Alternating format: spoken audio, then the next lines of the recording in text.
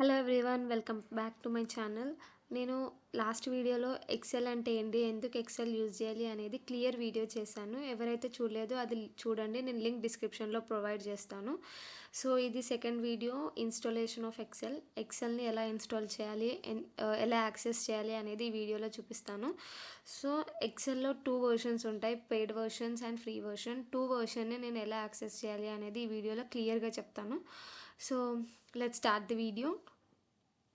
So first paid వర్షన్ని ఎలా చేయాలి అనేది చూపిస్తాను. మనం ఇక్కడ సర్చ్ బార్లో మనం మైక్రోసాఫ్ట్ స్టోర్ అనేది టైప్ చేయండి. మనకు టైప్ చేస్తే ఇలా ఇంటర్ఫేస్ వస్తుంది. సో ఇక్కడ మనం ఎక్సెల్ అనేది టైప్ చేయాలి.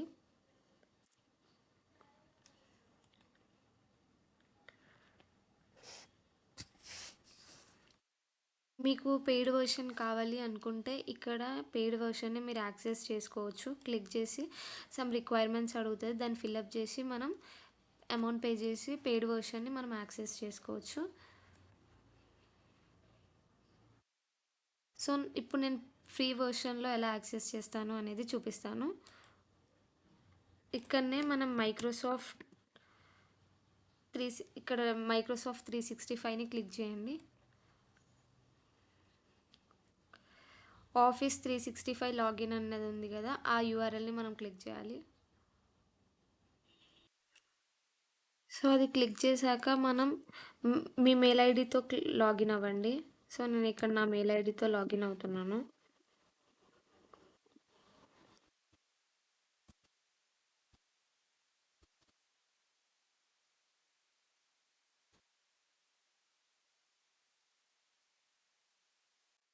మీరు మీ మెయిల్ ఐడితో లాగిన్ అయినాక మీకు ఇలా ఇంటర్ఫేస్ కనిపిస్తుంది.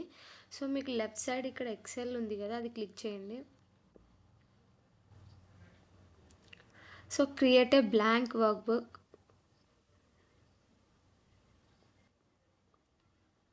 ఎక్సెల్ అనేది వచ్చేసింది. మనం ఇక్కడ ఎక్సెల్ని ఫ్రీగా యాక్సెస్ చేసుకోవచ్చు అండ్ ఫ్రీగా యూజ్ చేయొచ్చు.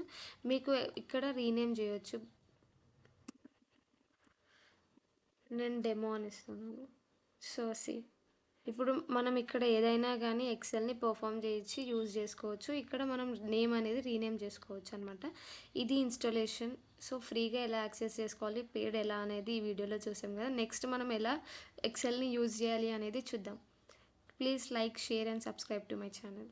Thank you.